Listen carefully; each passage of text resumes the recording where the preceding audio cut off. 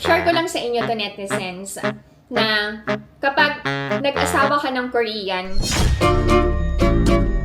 actually, naging issue sa amin ni Alex. Totoo pala yun, no? Makikilala mo talaga yung partner mo kapag tumira na kayo sa iisang bubong. Acceptance is the key also to have a healthy relationship. Buong araw na naman ako mag-isa. Thank you kasi nandyan kayo to netizens. Sobrang laking bagay na may to netizens ako sa buhay ko.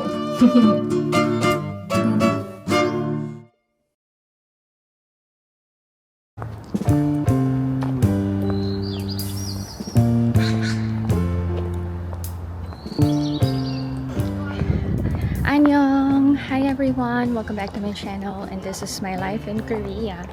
Samahan nyo ko ngayong araw na to, dyan lang kayo. May pipick upin ako na nabili ko from Carrot Market. Hinahanap ko yung apartment.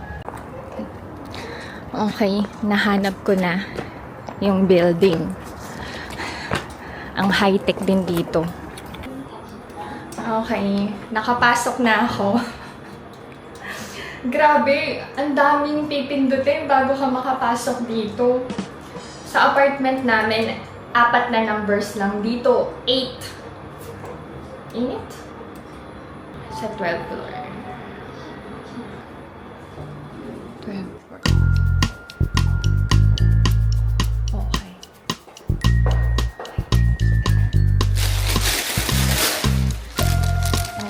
Okay, got this. Ay, nako. Maghihintay ka. Wait. Okay. So, maghihintay pa pala ako. Ito yung mahirap kapag nakatira ka sa mataas na floor. Yung elevator yung hintayin mo. In fairness, ang ganda ng elevator nila dito compared sa amin. Tsaka mabilis lang.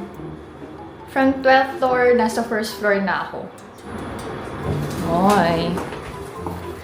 Okay. Done. Dadaan ako ng no brand.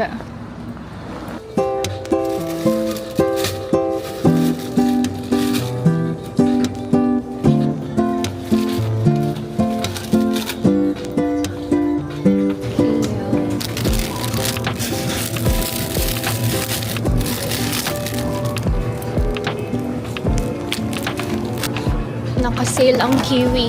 Favorite ni Ina to eh. I'm just gonna walk. Para exercise din. Dami ko dala oh.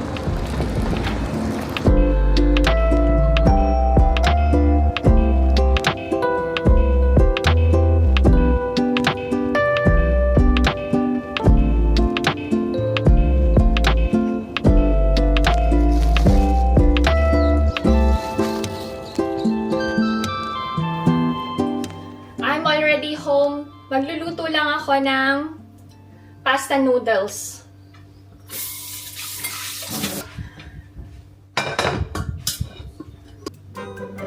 Nag-request si Ijo ng cream spaghetti. Kaya lang, ang problema, walang bacon sa no brand. Wala akong malalagay. Anyway, siya lang kayo. The water is boiling na.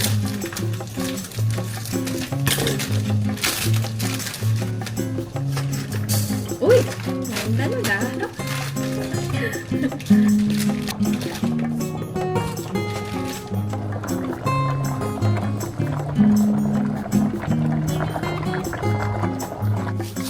Kanina maaraw. Ngayon, makulimlim na. Magmerienda ako to netizens.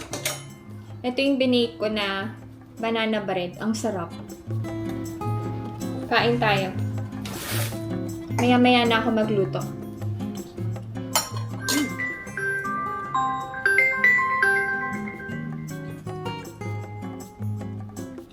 Anong merienda nyo?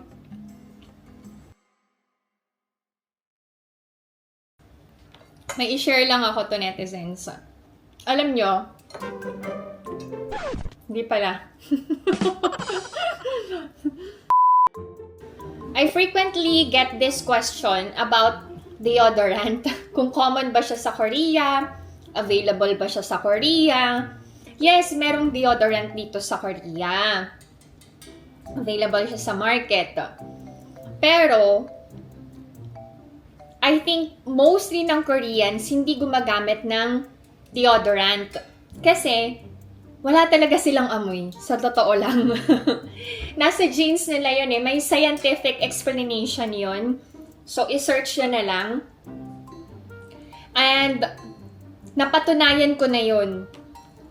Kay Abuji, Omoni, sister-in-law, and kay Alex, sa husband ko. Kahit pagpawisan sila, pag nag-work sila sa farm, wala talaga silang amoy. Even yung damit nila. Kasi, pag nasa washing machine, di ba, maaamoy mo naman kung amoy pawis. Hindi talaga amoy pawis yung damit ni Abuji, sa totoo lang. So, yun. Gumagamit ba si Alex ng deodorant? Hindi. Kasi hindi talaga maasim ang kilikili ng asawa ko. Kahit pagpawisan siya, lalong-lalo na ngayon na he's into cycling, biking, and running. So, whenever he changes clothes, inaamoy ko yung damit niya. Wala talagang amoy to netizens. And mabango. Si Alex, mabawang Koreano. Ang amoy lang ng mga Koreans ay amoy kimchi. Yun lang talaga. Hindi ko kayang amoy ng Koreans. Lalong-lalo na sa subway. Or bus. So yun. Yun lang yung amoy ng Koreans. Yung amoy kimchi sila. Pero yung amoy, putok, wala silang ganun. Ako naman, even sa Philippines, hindi ako palagamit ng deodorant. Gamit ko before, I remember, tawas. Kasi yun yung ginagamit ni nanay. Pero hindi rin ako ganun kadalas magtawas. I don't know, I don't feel comfortable kasi kapag may deodorant or may nilalagay sa kilikili before. Until now, hindi ako pala gamit ng deodorant. May deodorant ba kami dito sa bahay? Yes, meron. Actually, galing pang Pinas yun eh. Yung Milka na powder. So, sino gumagamit? Ako, minsan, gumagamit ako. Pag alam kong sobrang init ng panahon and pagpapawisan ako. So, yun. Share ko lang sa inyo to netizens na kapag nag-asawa ka ng Korean, expected na hindi sila madalas magpalit ng damit. Actually, naging issue sa amin ni Alex yung pagpapalit ng damit before. Kasi hindi ko maintindihan bakit hindi siya nagpapalit ng damit everyday. Tayo, di ba? Araw-araw tayo nagpapalit. Pang-alis, pambahay, pantulog, even yung undies natin, everyday yan magpapalit. Yung undies nga natin, minsan 2 times or 3 times tayo nagpapalit, di ba? So, nung nakasama ko na si Alex dito sa Korea, totoo pala yun, no? Makikilala mo talaga yung partner mo kapag tumira na kayo sa iisang bubong. Kasi wala nang filter yun eh. Wala nang maitatago eh. Sabi ko sa kanya, bakit hindi ka araw-araw magpalit? Yung pamasok niya sa work, alam nyo, isusuot niya yan 2 beses or 3 beses, lalo na kapag winter. Sabi ko, hindi ka ba nandidire? Kasi hindi ka nagpapalit ng damit. Sabi ko, sabi niya, hindi naman common sa amin na magpalit kasi 4 seasons dito sa Korea. Hindi kagaya sa Pilipinas na laging mainit. So, lagi talaga kayong basa sa pawis. So, yun. Hanggang sana realize ko na, oo nga no, hindi lang naman yung asawa ko ang hindi nagpapalit ng damit everyday. Mostly ng mga Koreans, hindi sila araw-araw nagpapalit. Lalo na kapag taglamig yung panahon. Kasi hindi naman pinagpapawisan. And laging naka-jacket, ganon. Sabi ko, paano kapag summer dito sa Korea? Sabi niya, nagpapalit naman ako ng damit Pag pinagpapawisan ako, nagpapalit na ako, ganyan. Or pinapatuyo ko sa araw, tapos pag walang amoy, pwedeng gamitin ulit. Pinilit ko ba sa asawa ko na baguhin yung ganong style niya? Hindi. Hindi ko pinilit na baguhin ng asawa ko yon. Ang ginawa ko, tinanggap ko. Kasi, ganun sila dito sa Korea. Pero, nag-adjust ba ako? Hindi. So, everyday akong nagpapalit. Kahit winter yan. Kahit anong season yan, everyday akong nagpapalit. Pinilit ba ng asawa ko sa akin na baguhin yon? Hindi rin. Tinanggap niya na ganun ako Ganun ako as a Pinay. So, tinanggap namin. yung isa't isa. Yung hindi namin maintindihan, hindi namin pinilit ipaintindi. No. But, we tried to accept. Yun. So, naniniwala ako na acceptance is the key also to have a healthy relationship. Yun.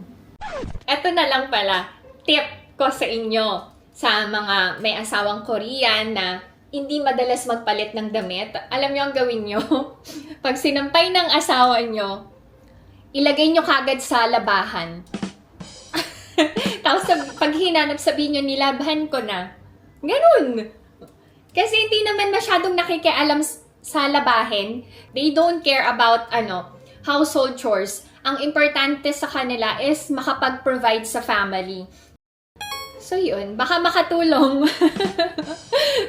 Yun yung ginagawa ko. Kapag nakita ko na 2 beses na sinuot ni Alex, diretso na yun, labahin. Pag naghanap siya, binibigyan ko siya ng bagong damit. So, ganun yung ginagawa ko. Sana makatulong sa inyo.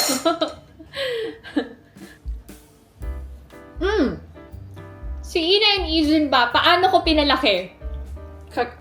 Korean style ba? Or Philippine style? Hulaan nyo. Philippine style. Kasi, ako ang nag-aalaga sa mga anak ko Ako ang naiiwan sa bahay. Tsaka, sa mga bata. So, may rules. Everyday nagpapalit ang mga kids. Hindi din sila sanay na inuulit yung damit. Except for, jackets Anyway, na-share ko lang sa inyo din ito. Ang sarap ng merienda to netizens. Maya-maya ako magluto ng pasta. Wait.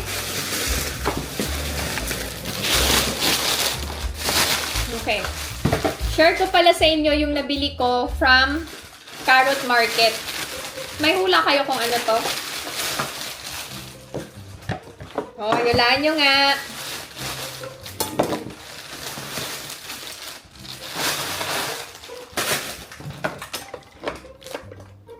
Okay, i-share ko na sa inyo to netizens yung nabili ko from Carrot Market. This is waffle pan.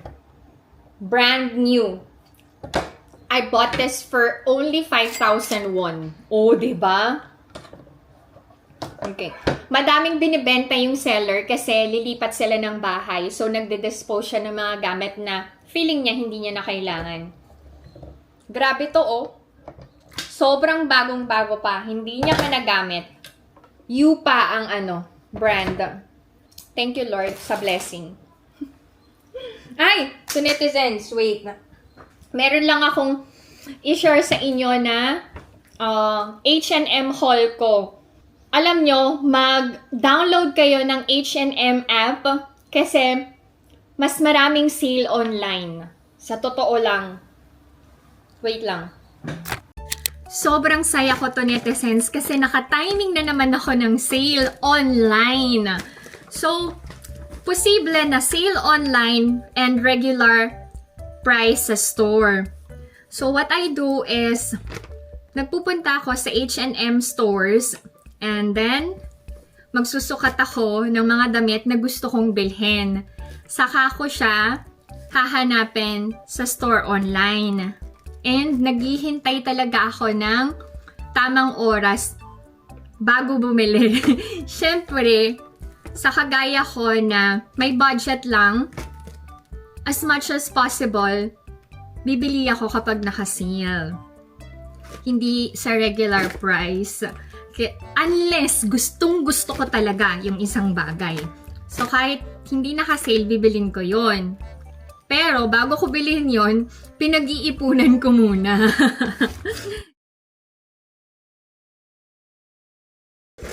Ang bait-bait ni Lord. Kasi hindi niya ako hinayaang gumastos ng malaki.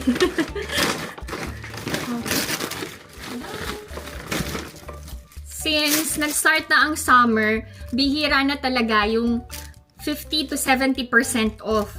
Pero swerte ko kasi kahit papano, naka 15% off itong nabili ko. Sobrang ganda nitong terno na na pili ko. Anong size ko? Alam niyo, small na ako. Ay, na-appreciate ko din ang packaging ng H&M kasi sinusupport nila yung recycling. So, recyclable yung yung plastic na ginagamit nila. Oh, 'di ba? Oh. Linen to, perfect for summer. Yan. And then, ayun. Alam niyo ako, mahilig ako sa parehong style, magkaiba ng kulay. So, aside from white and blue, bumili din ako ng black and white. Di ko alam kung alin dito yung gagamitin ko sa birthday ko. Ang ingay naman nung nagpipipip-pip sa labas. Yan. Ito yun. Parang, okay. Hintayin nyo na mag-sale to netizens bago kayo bumili. Okay. Then, bumili ako ng navy blue na tank top. Okay, next naman is tong slippers. Anong size ko? I'm 37 to 235. 235. Yan. Ang color nito ay maroon. Original price is, okay. Anyway, 15% off. Okay. Maroon tong una. And then, sobrang comfortable kasi na tong slippers na to. Feeling ko hindi ako kakalyuhin. So, eto naman. Gold. Sold out na kasi yung white. Hindi tuloy ako nakabili. Ito naman, gold. Ay, mukhang komportable to talaga. Okay. Hanap pa ako ng white to netizens. Baka mag-sale. Huwag nyo nang i-check yung pa ako. Saka ko na i-share kapag naka-pedicure na ako. Try ko muna tong nabili ko from H&M. Check nyo kung alin talaga yung bagay sa akin. Yung white or black. Wait. Oh, diba to netizens? Sobrang comfy. Sobrang light sa katawan. Yan. It's so pretty little baby. Hindi pa mukhang pantulog. So, ito yung black. Linen pala ang fabric nito. By the way, I'm using nipple tape kasi mas komportable ako na nipple tape yung gamit ko ngayon na tag-init kaysa mag-bra. I think okay lang yung nipple tape sa mga kagaya ko na hindi naman boobsy. Wait, try natin tong white naman. Ito naman yung white na terno. Parang okay din. Oo, diba? Hindi halata yung ko ha. Yung dinadala ko ha. May dinadala ba ako? Okay din. Okay, wait. Hindi ko pala na-share yung prices. Okay, ang top is 34,900. Ang shorts naman ay 39,900, less 15% lahat ng items na binili ko from H&M. So, okay na din. Ay! Sobrang bet na bet ko to netizens. Ang komportable. I don't share yung mga hauls ko to brag. Actually, sinishare ko lang para magkaroon din kayo ng idea, makakuha kayo ng tips from me, paano ako nakakatipid, lalo na kung tight ang budget. Kasi, mostly naman ng sinishare ko na hauls ay hindi naman luxury items. Hindi naman umaabot ng milyon-milyon ang halaga. So, yun. Oh, and sa mga talagang naging kaibigan ko na to netizens, sabihin nyo sa akin directly kung nagyayabang na ba ako or malaki na yung pinagbago ko in a negative way. Ma-appreciate ko yun to netizens. So, mag-DM kayo sa akin. Walang problema yan. Tatanggapin ko yan. And kung kailangan kong baguhin for the better, why not? Diba? Huwag na kayong mag-comment ng negative. Kasi magkakasala lang kayo. And may stress lang kayo. Wala pa rin yung mga bata. Parang ang haba na ng oras na mag-isa ako. Tapos si Alex, alam nyo, may OT siya. So, baka hindi na kami sabay kumain. Buong araw na naman ako mag-isa. Thank you. Kasi nandyan kayo, to netizens. Sobrang laking bagay na may to netizens ako sa buhay ko. Yan. Ethan is home. You say hi, my love. Hug mommy naman. Hug mommy naman. What's up? I miss you so much naman. Sigam ka? Ha? Okay. Merienda muna daw siya. Mamaya na siya kakain daw. Buti bumili ako ng biskuit. Naku naman. Sita na oh.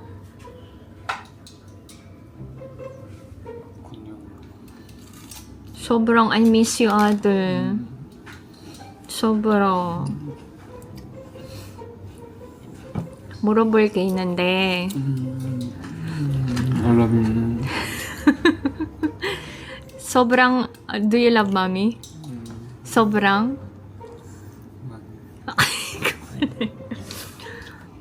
You're gonna come home late again. Love you, Ate. How are you today? 재밌는 거 했어, 오늘? 없어?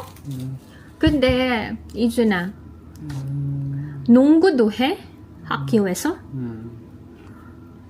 Do you know how to play basketball? What sports do you play? 농구. basketball. 또. 탁구. 핑퐁. 배드민턴. 해? 야구도 해? 축구는? 볼리볼.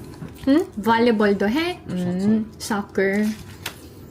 근데 어떤 거 제일 재밌어? 없어. 없어? No, you said you like PE. 핑퐁. 핑퐁. 잘해? 응? 펑펑펑 핑퐁펑펑 핑퐁펑펑 그거야? Not fun. Not funny, but you're smiling. 핑퐁 핑퐁 펑펑펑 핑퐁펑펑펑 tama na. 알았어. I love you, I Ate. love you. Bye-bye. I love you. I hate you. Ay!